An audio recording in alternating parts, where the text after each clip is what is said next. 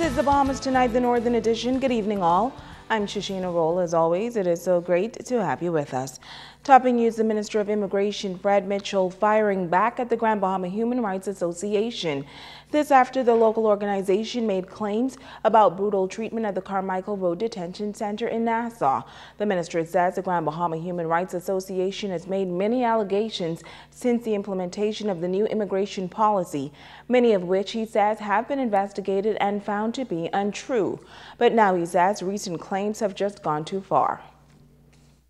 The press called me earlier today to indicate that the Grand Bahama Human Rights Association, headed by Joseph Darville and Fred Smith, a QC, are now saying and suggesting that the Carmichael Road Detention Center is Auschwitz in the Bahamas.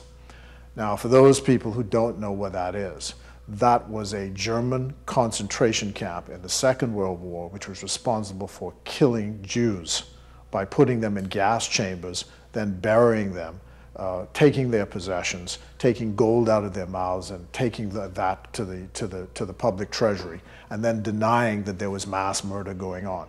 Now that is a very serious comparison to make. And if there is absolutely no evidence of that kind of conduct, that's the allegation which these people are now making against the government of the Bahamas, the Department of Immigration, and by extension, the people of the Bahamas. This is outrageous. They need to withdraw it. In my view, it is a criminal libel, and it is a matter which ought to be investigated by the police. The minister says if those making these false statements are honorable, they should withdraw those remarks at once. He adds that this is a major concern as these claims are defaming the reputation of this country and its people. The concern I have is that people who don't live in the Bahamas would not know that you're dealing with someone who specializes in going over the top in his comments. And so this gets adopted by people around the world. You have, for example, I'm making a visit to the Organization of American States to give an address to the Permanent Council on Tuesday to address what our policies are and how this has all been distorted. And now I have to add another explanation where you have a human rights association without any basis in fact, just some form of political madness that this someone gets up and says, oh, you're conducting a concentration camp in the Bahamas. In which universe are these people living? And you keep asking yourself, have these people actually taken leave of their senses? I mean, it is simply unbelievable. Now, the Minister of Immigration adds that while the detention center is not a hotel, he is satisfied that there is no inhumane treatment sanctioned by the state. In other news, a local business establishment hit by the criminal element and operators are speaking out against this menace to society. Sabrina Brown has details. It's an age-old problem that continues to raise its ugly head on Grand Bahama, copper theft. It's becoming a big problem in Grand Bahama, especially. A lot of businesses are affected, a lot of schools are affected. Island Springs Water Company was the latest victim of copper bandits. Owner Kendra Crawford, who also operates several other companies, says this is not the first time our businesses were hit by copper thieves, and she's frustrated. The incident happened a few days ago where they came in through the fence, they jumped the fence. They hit numerous machines that had copper, all of my air conditioning units, all of my ice machines, and they even took the lawnmower. And I sell real estate too, and when I go in to sell a building, I'm thinking one day it's good, the building is good, and when I look, all the copper is gone. So when they do that, the entire building has to be rewired. And that's a serious problem. Kendra estimates that the copper thieves left behind thousands of dollars in damage, and she says something must be done. The government really needs to address the situations because there's a lot of copper that goes off the island on a monthly basis, I estimate, and it needs to be stopped. The government needs to look at it keenly at those persons who are purchasing the copper and address those persons. Operations Manager Shane Culmer says the incident was a major inconvenience for the business. It takes like 2 to 3 days to repair one machine. And it's a lot of work. Sometimes you can't even find the gas. Sabrina Brown, ZNS Network News. Well, tourism officials on the island of Abaco are expecting a boost in the economy this holiday season when it comes to visitor arrivals. Manager at the Ministry of Tourism Abaco, Winsome Ferguson, says arrivals and bookings are up. She notes that some communities will hold Junkanoo parades, and hotels in the areas are also reporting an increase in occupancy. Tourism in Abaco, our numbers are coming back. And talking to our industry partners, they're telling us for this coming season, bookings are really great. Over the summer holidays, it's been the best summer we have had in the past 2 years. Now, chairperson of the Abaco Christmas Festival, Brenda Sawyer, adding that Abaco does well year-round because it is such a unique island with keys and attractions. Abaco really does well because we have a different type of tourism than the rest of the Bahamas. A lot of ours is second homeowners that come back every year. They rent out their homes rather than hotels. It's cottage rentals. So it does well. I think it can sustain itself through the slow time as there's not these big hotels to take care of. Well, meantime, the Pilot Club of Abaco is planning for a Super Saturday night and for a worthy cause. ZNS News spoke with President Stacey Dean about the upcoming event. The Pilot Club of Abaco will be having its 3rd annual Emerald Ball. It's at 7 p.m. at the St. John's the Baptist Anglican Church Hall in Marsh Harbor, Abaco. We are honoring 3 members of the community that are devoted caregivers for persons with brain-related disorders. We are also in the process of reconstructing a home for the Lowe family in Spring City, Abaco.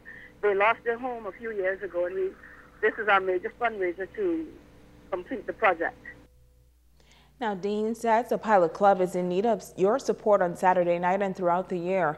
Visit their Facebook page and see all the good things that they are doing in Abaco. Well, a Bahamian company with a global reach is now spreading its wings. Tonight, Sabrina Brown talks with the young entrepreneur behind it all, and he says the future for the company is looking bright. What started out as a simple idea has blossomed into big business that's recognized around the world. Bihari Bahamas was launched back in July with an Independence collection, and the fall line was just released featuring vintage Bahamian coins.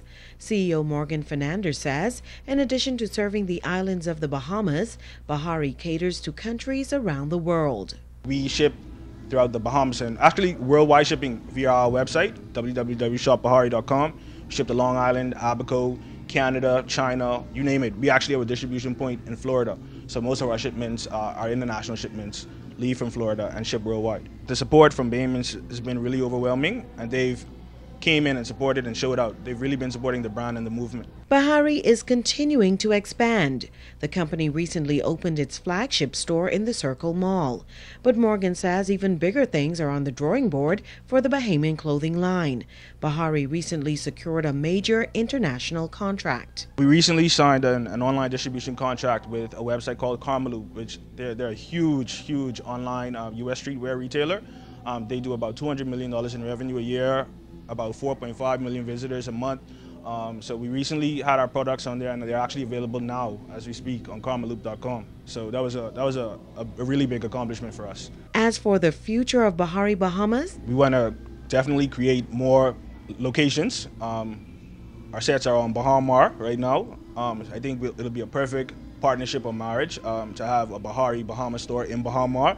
It sounds perfect, so I think that's my next project in addition to creating our spring collection.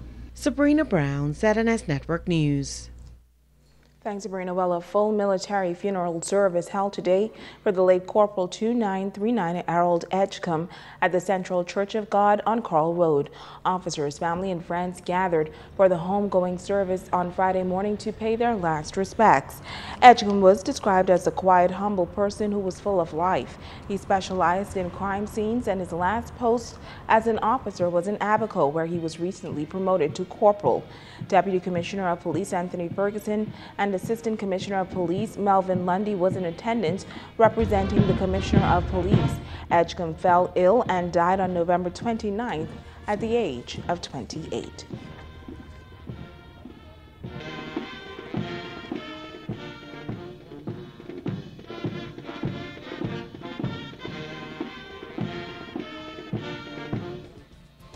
Stay with us. There's more news right after this.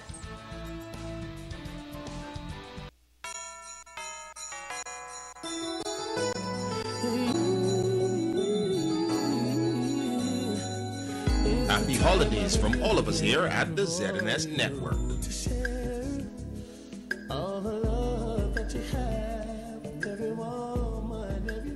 Welcome back. Well, this is the season of giving, and today the Grand Bahama Children's Home was in the spirit of receiving. Italia Hall fills us in. Corporate citizens are making major moves on Grand Bahama. The Broadcasting Corporation of the Bahamas, Safeguard, and Paint Fair gave a generous donation to the Grand Bahama Children's Home. The initiative was taken under the BCB Wish Upon a Star program, the program which began back in 2003 and is still continuing to make wishes come true. The Wish Upon a Star program that ZNS have been involved in for so many years now, it's to bring a bright spot to some organization around Christmas time. And today, two corporate sponsors along with ZNS, Safeguard Security and Paint Fair, came together just to make a special presentation to the children's home. And you know, as you see the children, when you know they get a little extra for Christmas, it brightens their lives a little bit. And whatever we can do to help, we're trying to do that. I just hope and trust that as we, the community, prepare for Christmas, that we will consider those less fortunate than ourselves, and that we will give back, that we will give something. And more importantly, it will help us teach our children how to give and to be appreciative of what we have been blessed with over the years. Board executive at the Grand Bahama Children's Home, Sheila Johnson-Smith, says the home is elated to have received the donation. When I got the call that ZNS Broadcasting Corporation was giving us a donation, I started to scream, because I know that it takes a lot for the corporation and its employees to do this. I know that they are always helping people in need, and I admire that from the Broadcasting Corporation, but to know that they're giving our children, especially this time of year, it is just amazing to us. It is incumbent on all of us to make sure the less fortunate are taken care of. Our children here are the less fortunate. And the fact that corporate citizens, such as the Broadcasting Corporation and others, are willing to help our less fortunate children tells me they are really aware that they are in need of help, that we all are in need of help in taking care of these children. As I continue to say, it takes a village. Johnson encourages the supporting public to come and see how their funds are being used at the home and continue to support them. Italia Hall, ZNS Network News. Well, the residents of East Grand Bahama are inviting you to the 25th annual Christmas tree lighting under the theme, The Gift of Christmas. Pastor Pettison Ballou promises that the event is one that you don't want to miss, and Donovan Bowe, co-chairman, added that there's a lot in store for Grand Bahama, not just East Grand Bahama. And over the years, we had shared some very great time, wonderful time, various speakers, various persons, various gospel groups, school children, participation from both the young and old, coming forward to celebrate with us the Yuletide season of giving and sharing. And this 25th anniversary, I think it's going to be a wonderful one. We have lots of gospel groups, school groups will be participating, as well as church choirs, as well as other individuals from the community that will be participating. We're expecting an awesome time. Now, the Cooling Waters will be in attendance, Robert Sisters and Simeon Alton, just to name a few of the performers this year. The Christmas tree lighting will be under the patronage of Miss Pleasant Bridgewater, one of the founders of this annual tradition, who says she's delighted to have received this honor. I accept it with much humility and appreciation. 25 years ago, and it doesn't seem that long, but time flies when you're having fun, they say. And but the idea of the tree lighting ceremony, I think it's a wonderful idea. It has certainly brought the communities of East End together, because we've had participations from East End, the very tip of the East End of the East, and then the very westerly part of the East.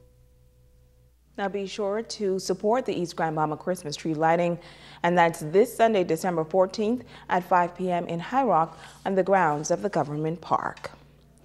Reach Out Ministries is honoring an outstanding lady who has contributed tremendously over the years to the Bahamian community. Vicki Martel will be receiving their first humanitarian award on Sunday, December 14th. President of Reach Out Ministries, Dudley Said, says Vicki has gone above and beyond her duty, and for that, she deserves this award.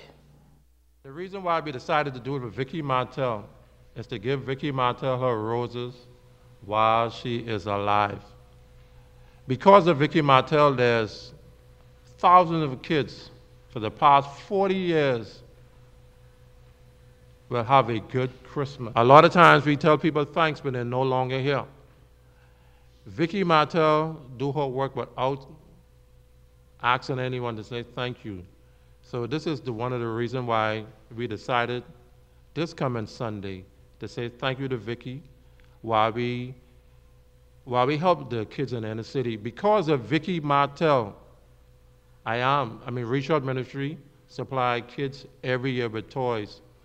And we're saying the same thing. So I'm asking everyone just to please come out, just to tell Vicki thanks on that day. Now, Vicki Martel says she's more than grateful to be receiving the award. She's thankful to her sponsors who made it all possible again this year. Thank you very much. God bless and Merry Christmas. By the way, if any of you kids who listen to this, the 20th of December is my delivery day. First stop is McLeanstown, probably about 9 o'clock in the morning. And as usual, I'll have the Harley Davidson boys. They're my reindeers. Will be riding with us. So thank you, God bless, and have a safe holiday season. Now, Said says the outreach ministry will be supplying food, clothing, and shoes for unfortunate families, as well as entertainment on Reach Out community grounds. And it will be the first in history on Grand Bahama, a Boxing Day Junkanoo Celebration in Sunset Village 8 Mile Walk. Organizers have a grand lineup beginning at 9:30 p.m. with an opening ceremony, followed by a marching band segment, a DJ showcase, a concert, a raffle, and then a Junkanoo rush out. 5 groups will participate in the historic parade, and leaders of those groups say they are ready for this showdown. We haven't had Boxing Day Junkanoo in so many years, so this is going to be a very exciting time for the Bahamas, for Grand Bahama in the whole. So we're just looking forward for your support.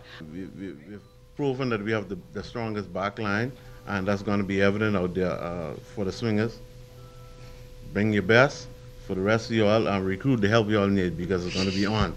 We are the new kids on the block, and we're coming out there to do what we're supposed to do. You understand? We're going to represent 8 Mile Rock, at least the Western District, and just have a good time.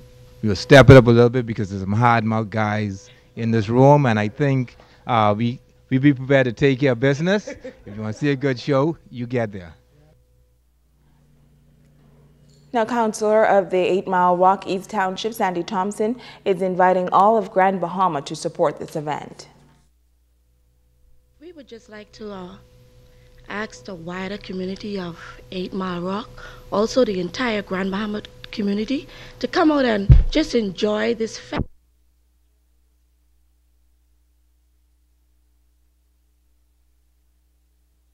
Festive occasion with us. We're asking you to come from East End all the way down to West End and enjoy this occasion with us. You've heard the Junkanoo groups, they're all excited, they're all hyped, ready to compete. So come on out and enjoy this occasion with us. We have tickets, they're on sale now, and you can just purchase your tickets before we get sold out and enjoy the event with us. Thank you once again. Now, tickets can be purchased from a number of locations, including Gizmos and Gadgets, Express Food Mart, 8 Mile Walk, the Neighborhood Convenience Store, Coffees on the Bay, and Pinders Point YMTA building. So remember to check out the West Grand Bahama District and the 8 Mile Walk Boxing Day Committee's Junkanoo Rush Out at Sunset Village in 8 Mile Walk. The date, December 25th and 26th. Stay with us. Ricardo Liborn has a check on sports when we come back.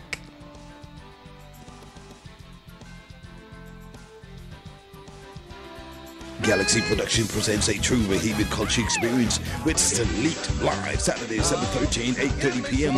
at the Regency Theater. A true cultural Bahamian experience with Delete live. Don't you miss it.